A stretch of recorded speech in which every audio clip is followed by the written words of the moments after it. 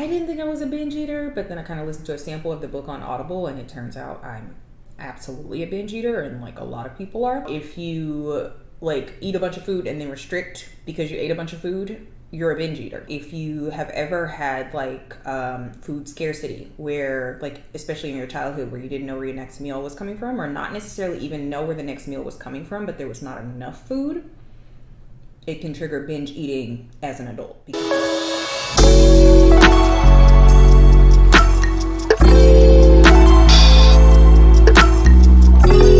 Welcome to my first mukbang. We're having a healthy mukbang today. It's quinoa, it's broccoli, it's tomatoes, chickpeas, mushrooms, and then my Beyond Meat sausage. I'm doing this because I've recently just become aware of getting more protein in my diet, but also just wanting to make sure that I'm hitting the food group. Okay, so I'm reading this book. Hold on, let's taste the food. But I'm reading this book called Reclaiming Yourself from Binge because I've just been really trying to address some of my unhealthy eating habits. And I didn't think I was a binge eater, but then I kind of listened to a sample of the book on Audible, and it turns out I'm absolutely a binge eater, and like a lot of people are. And it talks about how if you like eat a bunch of food and then restrict because you ate a bunch of food, you're a binge eater. I think a lot of us do that. And it talks about why that happens, and it happens for like a number of reasons. So if you have ever had like food scarcity, where like especially in your childhood where you didn't know where your next meal was coming from, or not necessarily even know where the next meal was coming from, but there was not enough food, it can trigger binge eating as an adult because you just kind of want to hoard and get as much as you can. Not even because you don't know where your next meal is coming from, but because that was a habit that you learned as a kid. Definitely experienced that. And then another reason that binge eating happens, if you've experienced weight issues, or if you've had people in your life that are like influential to you comment on your weight repeatedly, especially from the time you were a child into your adulthood, it can contribute to binge eating. Also experience that.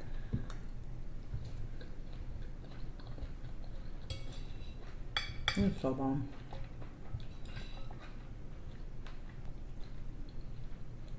And then if you've ever experienced depression, you're more inclined to binge eat.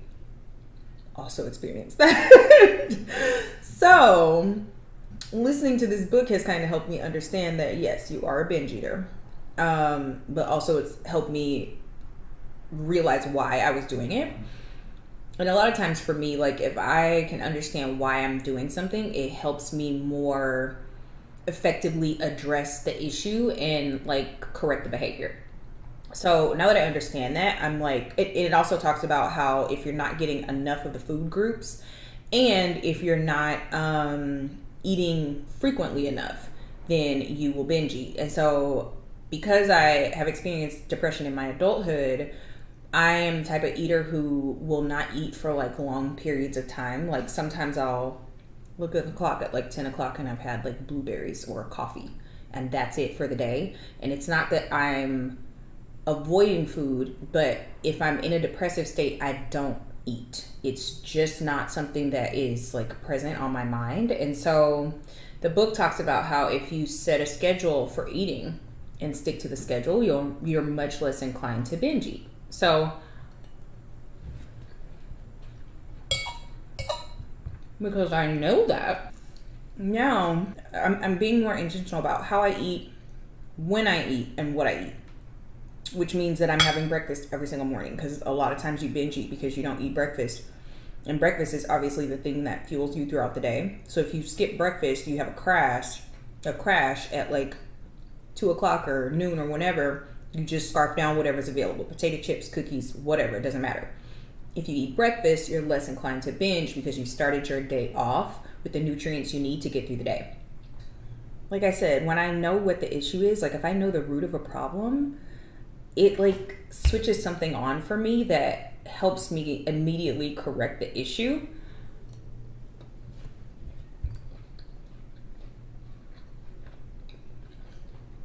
So now that I know there's like trauma around food scarcity, depression, like food trauma around food scarcity, depression, weight. I'm actually like addressing the way that I eat food so that I can heal those things, right? And so I've done a lot of therapy over the years. The depression is pretty much, I don't think you ever get cured of depression. I think it's like at bay at this point. Like I feel really great. Obviously I have moments, but I think it's just everybody has low endorphin days. I have low endorphin days. But for the most part, everything is really nice and balanced. As far as the weight goes, my weight is often fluctuated because of the way that I eat, because I will binge restrict. Overall, I think I've lost about a little under 60 pounds over the course of the last like 6 years maybe. And I've kept the majority of that off. I've gained a little bit of it back, but I'm not really super worried about that. I am on a course now to like fix my relationship with food, which will ultimately lead to my weight loss. And there are certain things in my mind that I've always wanted. Like I've always wanted abs, and so I'm like working on that right now. But for the most part, my relationship with my body is pretty healthy. Like I love my body. But it took a lot of therapy to get to that place, because from the time I was young, I was always called fat, or if people were trying to like get under my skin, they would call me Miss Piggy, like just really mean things that you say to a kid. And you say it to a kid in the moment, but you don't understand how that negatively impacts their mental health for the like extended future.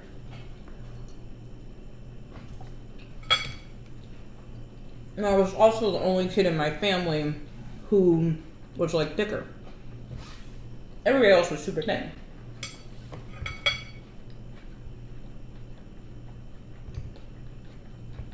And it carried on into like middle school, where I remember I had like a cheerleading coach in middle school who told me I needed to lose 10 pounds.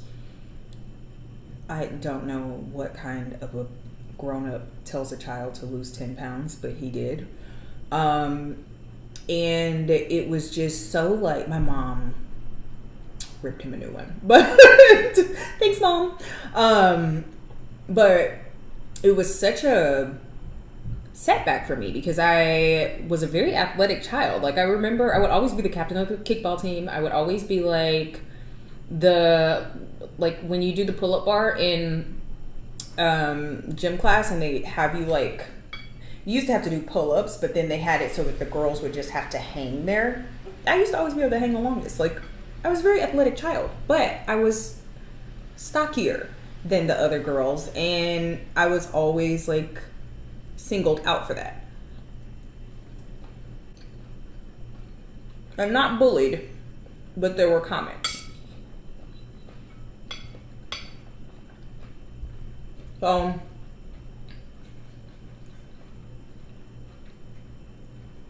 Carried into high school,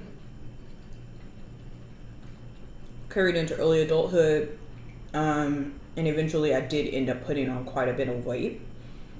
And then in 2017 I started working on losing it, and I lost it all pretty much by like 2020. And I just kind of worked through a lot of that in therapy. And the reason that happened had a lot to do with food scarcity from childhood, and with the way that I was spoken to about my weight, and with just like years of depression that went untreated. So knowing like that those are all the root causes, and having gone through like the therapy and done meditations on healing your inner child, and like journaling my heart out, and actually having people, because the thing about healing from stuff like that is like you can only go so far.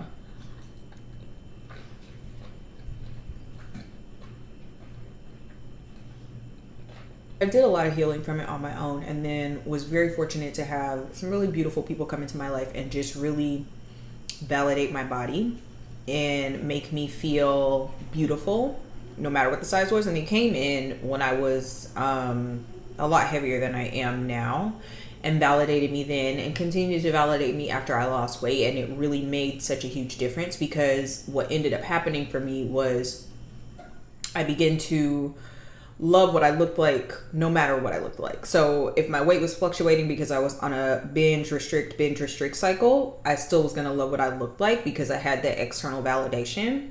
And as much as we want to say you don't need to depend on external validation, when you're broken down by external factors, sometimes it takes external validation to build you back up, and that is okay. You can do the work of healing yourself and like loving yourself despite what people say as much as you can, but at the end of the day, it is always so empowering to have someone else see you and treat you the way that you deserve to be treated and value you and respect you and love you. Like, there's really nothing that can replace that. And so that external validation really did such a beautiful job of kind of like rebuilding my self-esteem. And so listening to this book has just been very eye-opening. I think you guys should buy it. Like, if you have a very disordered eating style, I always thought like, I don't have an eating disorder. And I don't think a lot of people do have an eating disorder, but I do think that people have disordered eating, and there is a difference. And if you're not on like a couple meals a day, couple sensible snacks like regimen, like if your snacks are family size bag of chips like mine used to be, you might have some disordered eating, because obviously that's not doing you any favors as far as like contributing to your overall health.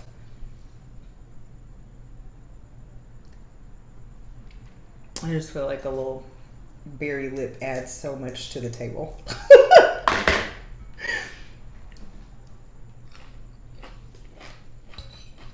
If you're constantly like, I'm not eating anything but greens this week, iceberg lettuce, because last week I had Dairy Queen 5 days in a row, that's disordered eating.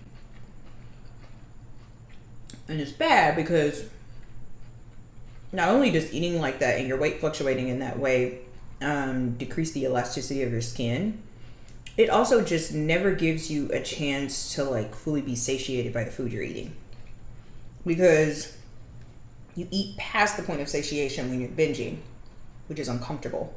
And then when you're restricting, you never even get close to being satiated. And so your body is constantly craving something that it's not getting, which is why you continue on that cycle. It's a crapshoot, guys.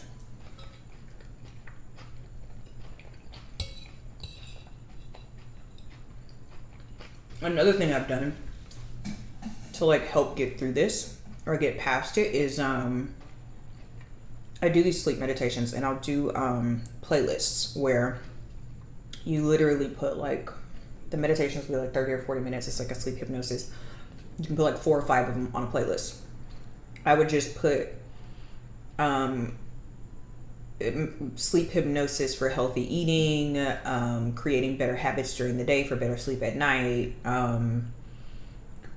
like manifesting your goals. I would put those kinds of sleep hypnosis on a playlist in my Breathe app, and then I would listen to that as I was sleeping to reprogram my brain, because a lot of us fail at trying to change our eating habits because your brain wants what your brain wants. Your body craves the same things it's always craved. You've built up this like commitment to like the foods that are not good for you physically and mentally.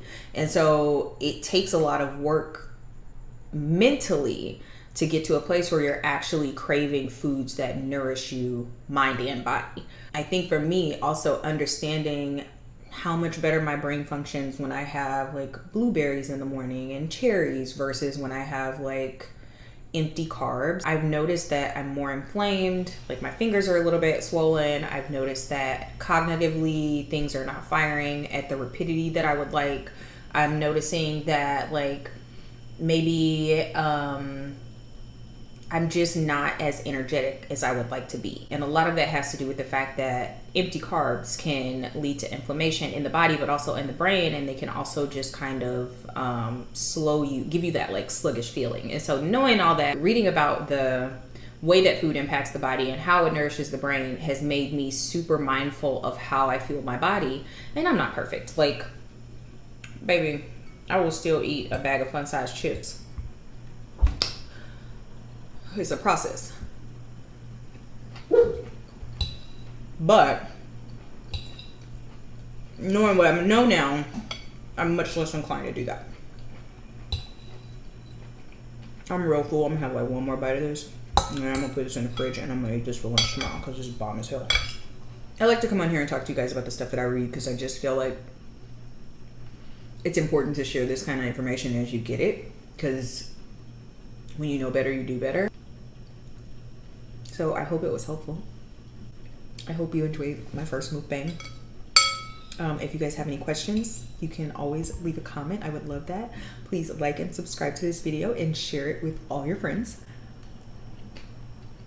And follow me on Instagram and TikTok. I blow it away. Thank you for watching, besties. No.